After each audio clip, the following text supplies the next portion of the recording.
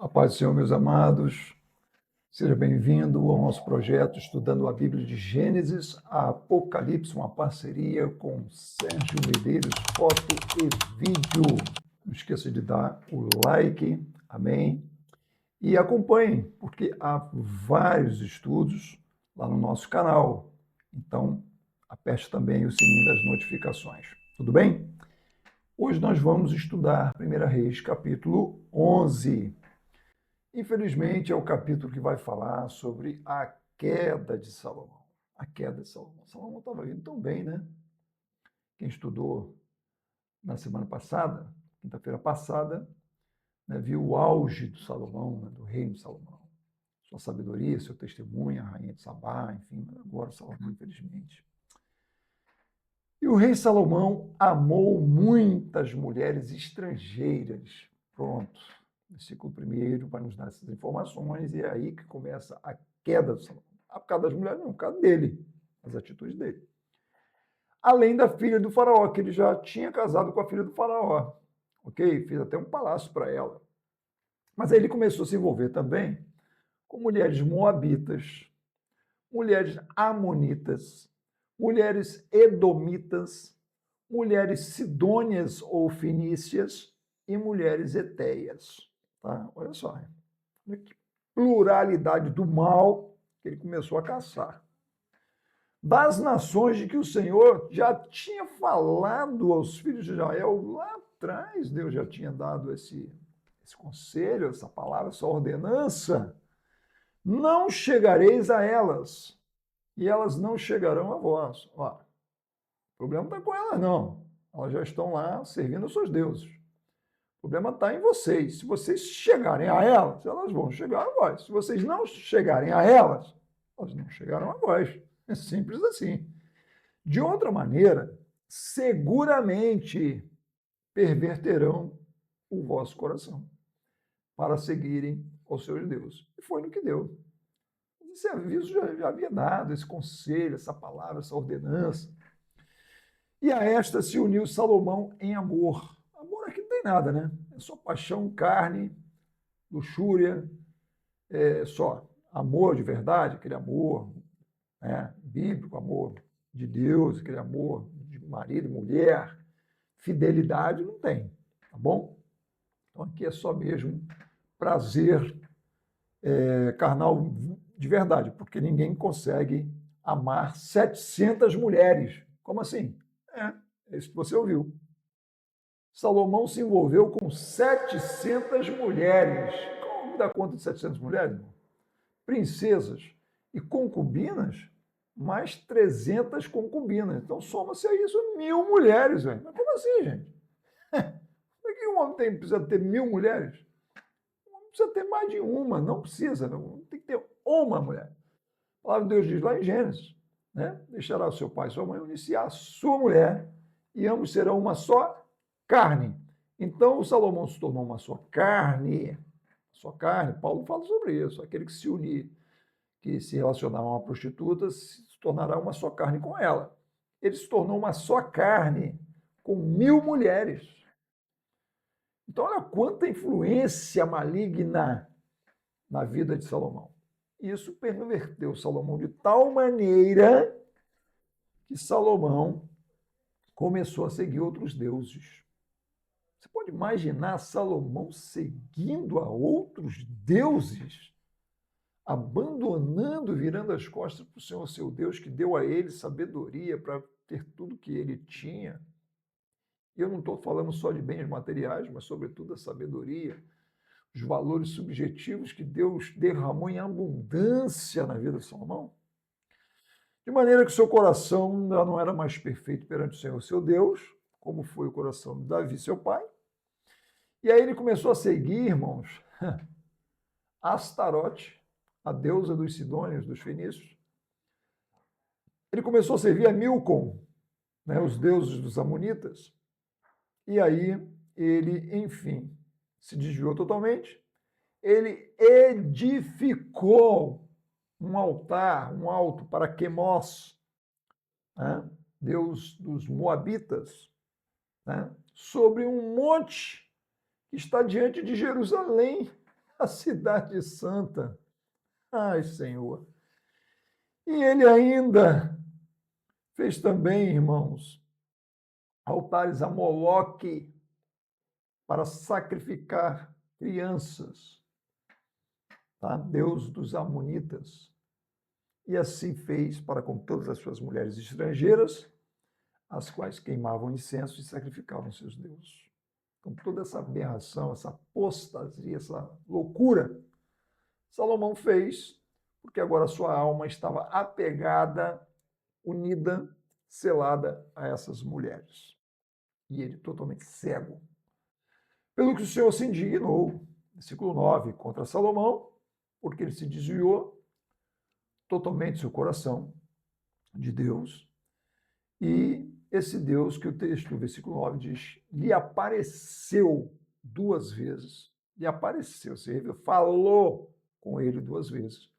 Vamos relembrar que a primeira vez foi quando Deus deu a ele a oportunidade de pedir, pede o que tu quiser. Ele pediu sabedoria naquela época.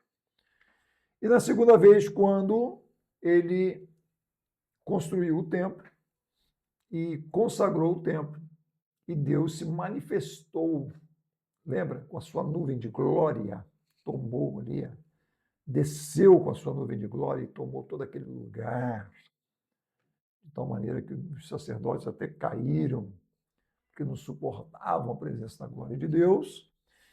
E mais do que isso, o altar de bronze estava ali pronto com holocaustos e Deus mandou, acendeu o altar de bronze com fogo do céu. Não foram os homens que acenderam o altar de bronze, foi o próprio Deus que acendeu. E a partir daí, aquele fogo que acendeu o altar de bronze foi o fogo que passou a acender todas as demais coisas no templo, isto é, a menorá, o altar do incensário, né? E era retroalimentado todas as vezes com aquele fogo que foi, vamos chamar assim, produzido especialmente, né, pelas mãos, vamos chamar assim, de Deus, irmãos. Coisa extraordinária que Salomão agora está virando as costas para servir a esses falsos deuses que não são deuses, né, conforme Paulo fala lá em Gálatas. Enfim, assim disse o Senhor para Salomão, pois que houve isto em ti, e porque tu não guardaste a minha aliança, tu quebrou a minha aliança, você quebrou, eu não quebrei contigo, você quebrou a minha aliança. E também abandonou meus estatutos que eu te mandei, eu rasgarei, vou rasgar de ti o reino, eu vou rasgar o reino, tá? Eu vou dividir o reino de Israel, tá? E darei ao teu servo. Vou entregar uma parte do reino a um servo teu. Todavia, eu não vou fazer isso nos seus dias. Enquanto você governar, eu não vou dividir o reino no teu governo, mas quando você morrer, isso vai acontecer. E eu só não vou fazer isso agora por amor, não de ti, por amor do teu pai Davi, tá? Por amor do teu pai Davi, porque eu fiz uma promessa ao teu pai Davi. E aí, depois da morte da tua morte, eu vou fazer isso, tá? Eu vou rasgar. Porém, todo o reino eu não vou rasgar. Uma tribo, isto é, a tribo de Judá, e Jerusalém, quer dizer, a tribo de Benjamim, porque Jerusalém ficava na tribo de Benjamim. Então, vamos entender que é a tribo de Judá e a tribo de Benjamim. Eu vou dar ao teu filho, por amor de Davi. Tá? Então, Deus fala isso para Salomão. E todos nós sabemos que o filho de Salomão era Roboão. Tudo bem? Então, Deus começa a levantar adversários. Olha só, o reino de paz, irmãos. Está tudo em paz, prosperidade. Agora Deus começa a levantar adversários contra Salomão. Primeiro adversário que Deus levantou, um camarada chamado Hadad. Hadad, um edomita, descendente do rei de Edom. Tá? Por quê? Esse camarada é o seguinte, Davi, quando ele esteve lá em Edom, guerreando, subiu Joabe, naquela época, estamos falando lá de trás, né? Joabe ainda era chefe do exército Davi, capitão, né? Ele estava enterrando os feridos, tá? Do exército de Israel na guerra, tá? E ali ele passou 6 meses, tá, com todo Israel, e quando ele está atravessando o território de Edom, ele destrói os homens de Edom. E nessa destruição, tá? Há um jovem que ele foge, que é esse Hadad, tá? Ele foge para o Egito. Esse menino, ele ainda era pequeno, ele foge lá para o Egito e ele fica lá no Egito, tá? Sendo protegido pelo faraó da época, ok? Pelo faraó da época. Davi fica governando ali o território dos edomitas, tanto que lá em 2 Samuel capítulo 8, 13 e 14 vai falar sobre isso, tá? Que Davi ganhou o nome, voltando ele de ferir os sírios no Vale do Sal, 18 mil homens, ó, se referindo aí exatamente aos edomitas, pôs guarnições em Edom, tá? Então, os edomeus ficaram por servos de Davi. Então, Davi dominou esse reino de Edom. Mas esse jovem, chamado Hadad, ele fugiu, tá? E ficou lá no Egito. E aí, antes ele foi para Midian, para Parã, e etc e tal, e depois ele foi para o Egito, e lá no Egito ele caiu na graça do faraó, de maneira que o faraó lhe deu por esposa a irmã da sua mulher, quer dizer, a sua cunhada, né? E ele ficou sendo criado ali pela rainha e etc. Então ele cresceu, ele, né, ficou poderoso e chegou a um determinado momento em que ele decidiu, né, voltar, porque o versículo 21 vai dizer que, ouvindo, pois, Hadad no Egito, está lá no Egito, né?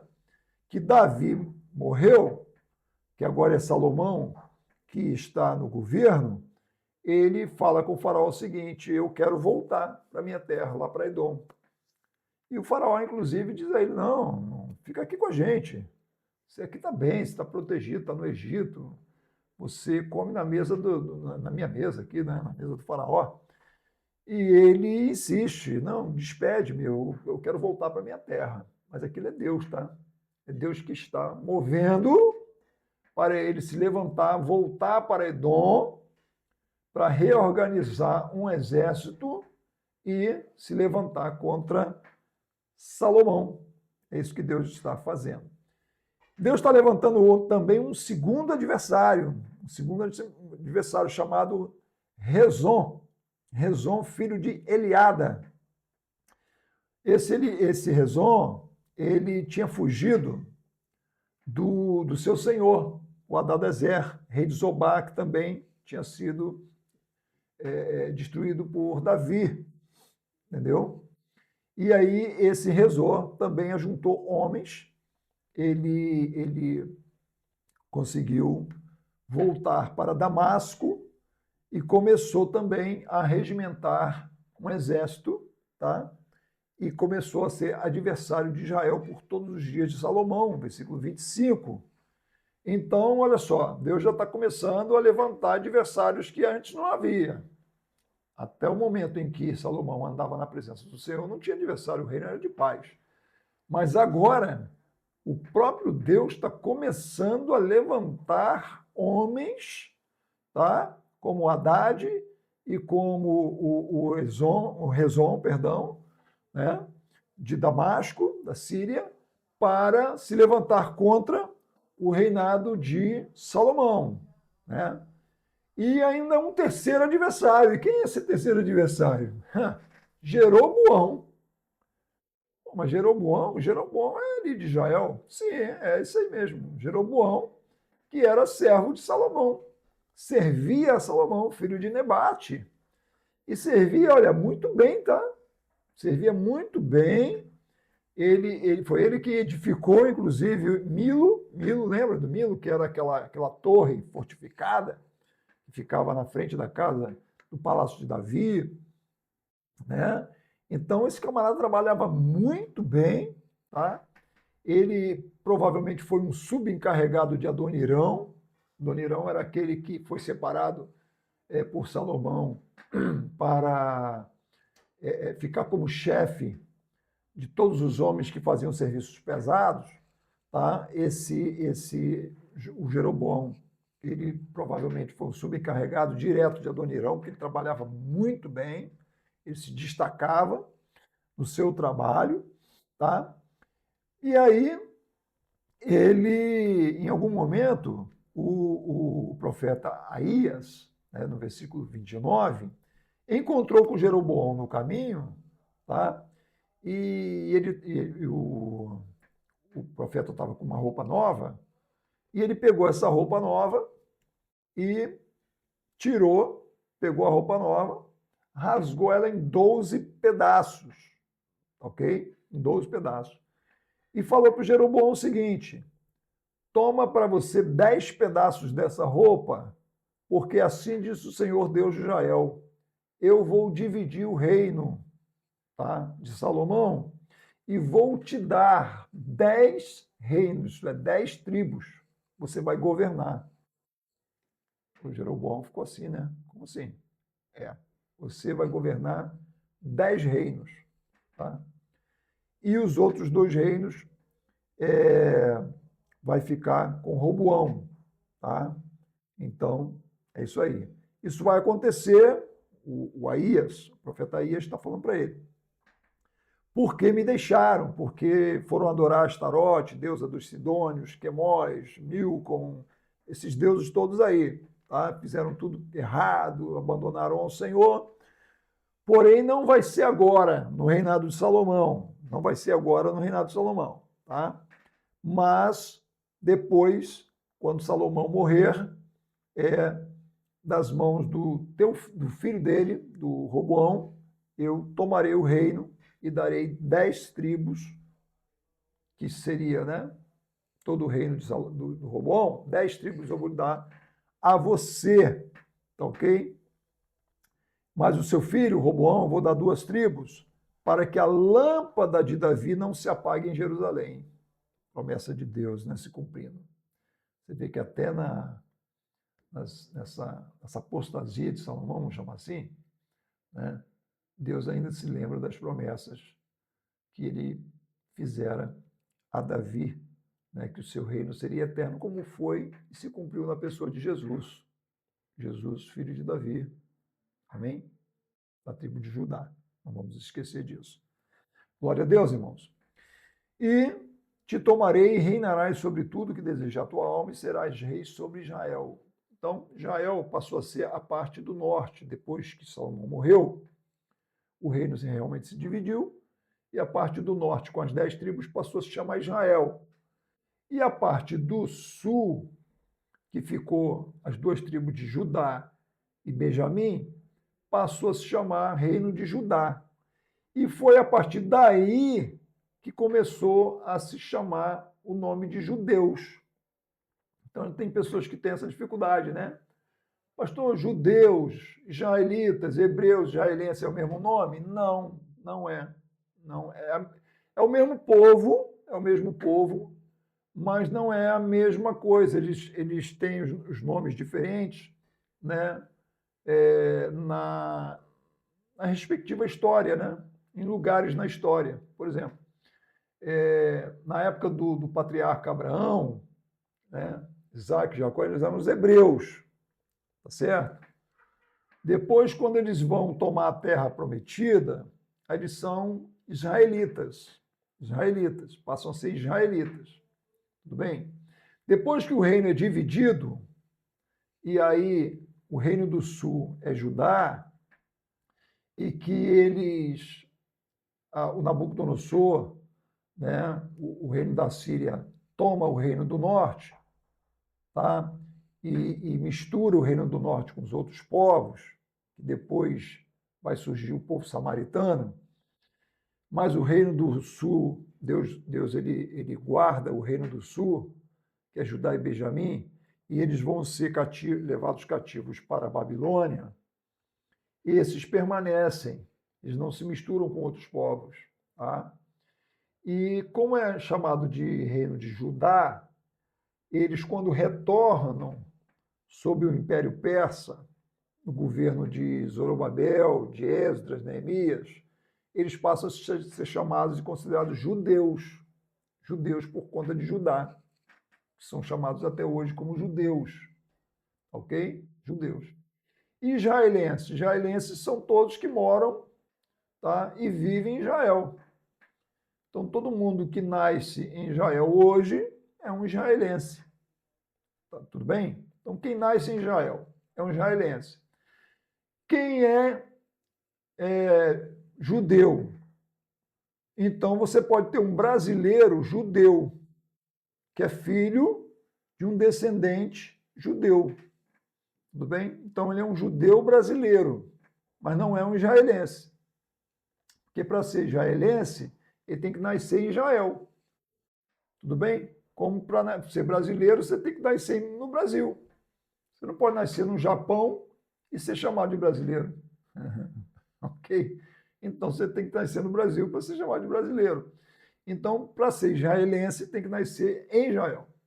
Esse é o israelense. Tudo bem? Então ele é um judeu israelense. Agora, se ele nasceu no Brasil e é de descendência judia, então ele é um judeu brasileiro. Se ele nasceu nos Estados Unidos, ele é um judeu americano. Tá? Então é essa diferençazinha aí. Tudo bem? Muito bem, voltando aqui para o nosso texto, tá? Deus vai dar agora orientações através do profeta Aías para o Jeroboão e vai dizer para o Jeroboão o seguinte: há de ser que se você ouvir tudo que eu te mandar, se tu andar, Jeroboão, pelos meus caminhos, fizer o que é reto aos meus olhos, guardar os estatutos, os meus mandamentos, como fez Davi, meu servo, eu serei contigo, cara, e vou te edificar uma casa firme, como edifiquei a Davi, e te darei Israel, a parte do norte, lá, as 10 tribos. Tá ok? Então anda nos meus caminhos. E aí, isso chegou no ouvido de Salomão, versículo 40. Né? Aí eles falou para o Jeroboão, não sei. Será que o Jeroboão comentou isso com alguém?